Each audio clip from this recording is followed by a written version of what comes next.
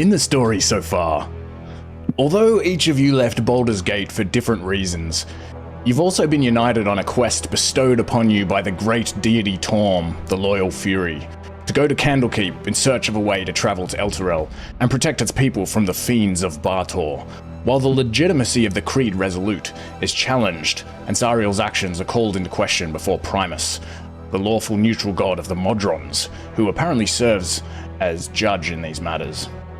Nevertheless, Marka has learned that the Sunshine drug is being made from turtle eggs by the Archdevil Bel in Avernus, the same Archdevil who was in part behind the evil deeds of Kenzei's brother Kindness, which Kenzei committed to setting right before Torm.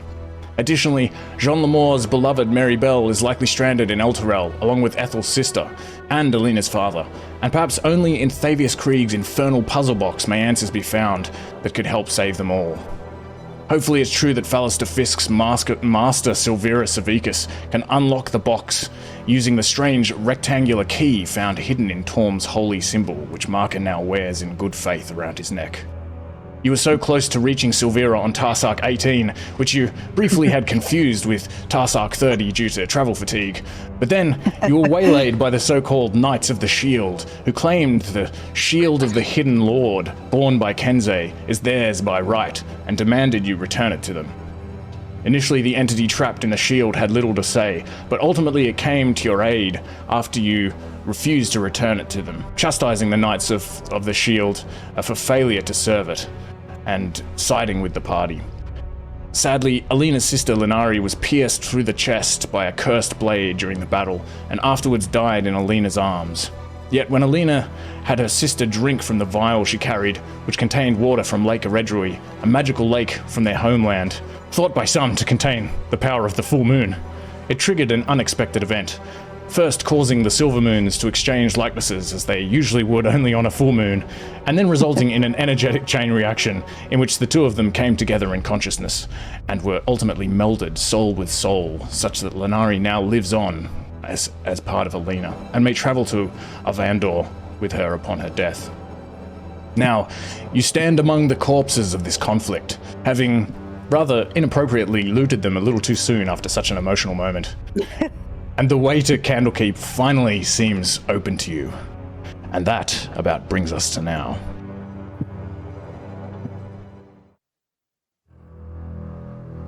In the story so far, after Traxagor dumped you in Elturel, you found yourselves protecting a family from bearded devils, which you realized don't disintegrate when slain, as devils do in Teril.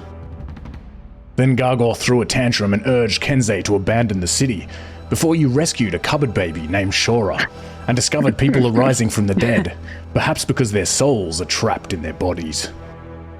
Shora wants to reunite with her uncle in the High Hall, but you learned the bridges leading there are blocked by fiends. You also learned that the city is floating, chained above the river Styx. Demons are climbing up the east side where the bargeways filled with lava, or flying in from the skies, but they're being fought by devils, including high-ranking Hellriders known as High Knights, who witnesses saw transform into evil entities they've dubbed Hell Knights. The Hell Knights were killing spellcasters and clerics, but apparently ignore most others to focus on fighting the demons, which Lulu warns can destroy mortal souls by consuming them. The Elturians estimate they've been here for a 10 days, suggesting time is slower in Avernus. So far, no one's seen Mary Bell or Alina's father, but many are hiding throughout the city, and a few hundred of them are protected by Hellriders in Shiara's market, where they have access to supplies, stockpiled in the tunnels below in case of sieges and famines. While Ethel doused fires with a limitless geyser of water, Alina suggested herding the refugees to the High Hall, but they feared leaving the defensible market and their supplies without knowing the High District to be safer. Eventually, 2 Hellriders agreed to accompany you as scouts, and Kenzei got them drunk to show his appreciation. Tipsy. At Marcus' apartment, they waited downstairs with Luna, protecting the cupboard baby while you killed some Zarielite looters with devil shadows, and Jean Lamour helped lose Marcus' bond with a shatter spell that destroyed his unused bed. Now you've taken a Zarielite hostage and are threatening to employ such infamous torture techniques as the dreaded Elturel pillow, known in these parts simply as the pillow. And that about brings us to now. In the story so far, you sought to learn about the situation in Elturel by interrogating a cultist who'd come to the city on a pilgrimage, summoned by someone known as the Arch-Lector of the Cult of Zariel.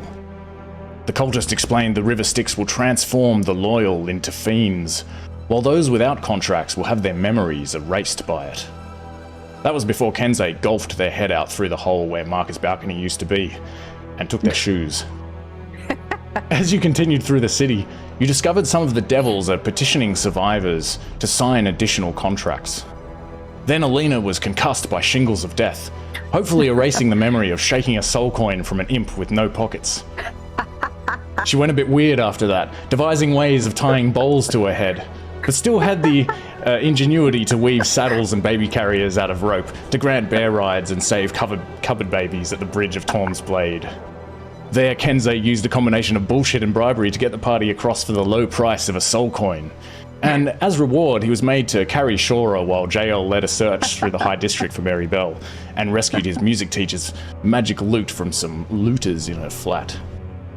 After robbing an undead wizard hanging above a lava pit, Ethel brought water to the people, or triggered schizophrenia in strangers with the message spell, and JL learned that for some reason the Hell Knights recently herded survivors to the High Hall. So you fought your way in, slaying some hellhounds and a barbed devil with the help of Marcus' giant toad and bear. Things became dire when a flock of crazed fans tried to kidnap JL, but Ethel came to the rescue with Featherfall, Alina channeled Lanari, and Marca provided snake armor while JL cast an illusion of his hat sticking out from some rubble as a distraction. Once in the cathedral, Alina Lanari scouted ahead and spotted ghasts lurking in the shadows, and Ethel deliberated about casting Tiny Hut. And that about brings us to now. In the story so far, you learned about Zariel's lost sword in the ruins of Thavius Krieg's office, and read that she covets it not only for its power, but because it could be used against her. It seems Krieg was having a vampire named Jander Sunstar tortured to find the sword's location, and the torturer was none other than Ethel's sister, Maud Hatt. Then you found Ulda Ravengard and Ferrier Jinx with 200 survivors below the High Hall, and after defending them from demons, Ferrier told you Maud was doing her torturing at the Chapel of Lathander, and Ulda and Rhea Mantelmorn teamed up to protect Elturel while you left to look for the sword. At the chapel, Alina snuck downstairs, and finally ran the beans gambit. She planted 2 beans in the beaten earth. The first generated a magical statue in her likeness which despised her and told some guards to go kill her. The second flooded the complex with vinegar, so that soon Jean Lemore found himself paddling around in a fruit bowl with a wooden spoon. And though you avoided the trap in an iron door and used teamwork to open a sunken treasure chest, you were soon stumped by 20 decorated wall tiles, perhaps because you'd missed the clue hidden in Dawnbringer Maud's bed. Who really knows? But either way, you eventually triggered a magic mouth which demanded a password you didn't know. So you decided to ask Maud for it at Candlelight Tower, which is about when it occurred to Kenzei that she must also be the Arch-Lector of the Church of Zariel. At the tower, you were wary of surrendering your weapons for some reason, so you refused to parley. You fought Maud's forces in the courtyard, Marcus striking several with lightning while strategically laying prone to avoid arrows, until Ethel reached out to Maud and secured a truce. Maud said she'd given up on Jander and doesn't care if you speak with him, but she'll only give you the password if you help her first. The reason the Hell Knights herded refugees to the High Hall was to protect their souls from the demon lord Baphomet, who was able to use the remnants of anger and chaos around Gennaro's Rage Room as an anchor to open a portal from the 600th layer of the Abyss, known as the Endless Maze. And Maud wants help closing the portal. One of her spies informed her that a demon spellcaster holds it open on the other side, and that it can only be closed if the caster is killed first. So you agreed to go through while Maud draws away the demons that guard it. Hopefully, once the caster's dead, you can then return and dispel the portal permanently.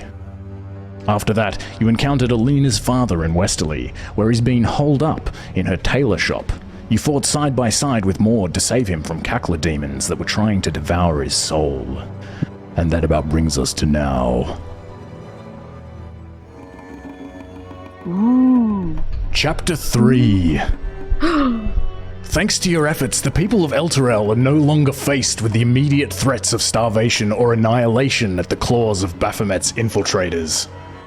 With Ulder Ravengard and Rhea Mantlemorn in charge, you're confident they'll survive the coming weeks while Torm continues to make his case to Primus, holding the city aloft in defiance of Zariel's efforts to pull it down into the river Styx with her chains. The Devils protect what they hope will soon be an army of soldiers, fresh for the Blood War, preventing their obliteration by the demon hordes below, gridlocked in a protracted battle that could last weeks or even months. For now at least, you feel you've bought some time. Time that can be used to look for a more permanent solution. If Janda Sunstar is correct, Lulu holds the key to finding the lost sword of Zariel, the one weapon that could destroy the Archduchess, or give you real leverage against her and allow you to force her to return Elturel to Faerun once and for all.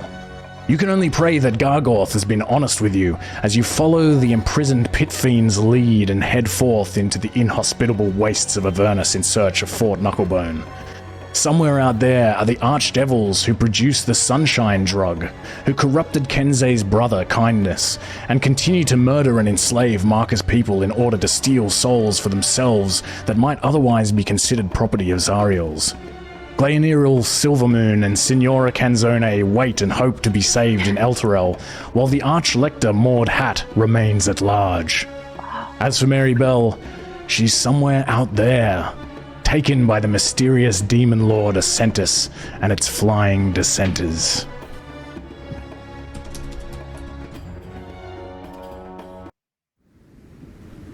Ooh. A barren desert stretches out before you. The deep reds and golds of the fire-scarred and meteor-cratered landscape are shrouded in perpetual twilight, dimly lit by an unearthly orange glow that swells up from just below the horizon and gets lost in a blood-red sky, devoid of stars, suns, and planets. At the moment, that sky is full of ominous black clouds that roll overhead at high speeds. Searing winds buffet the party from all directions, reeking of brimstone and burning tar, and Lulu warns of the threat of acid rain. Although, there are worse things even than that, she recalls.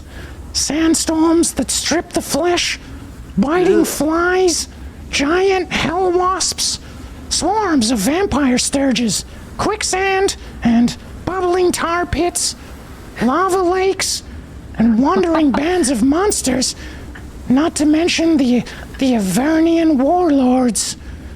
The Avernian warlords, she tells you, are cruel and merciless gangs who fight to dominate the Badlands, driving huge iron-made war machines that roll on spiked wheels and are armed with raking scythes, wrecking balls, and harpoon guns.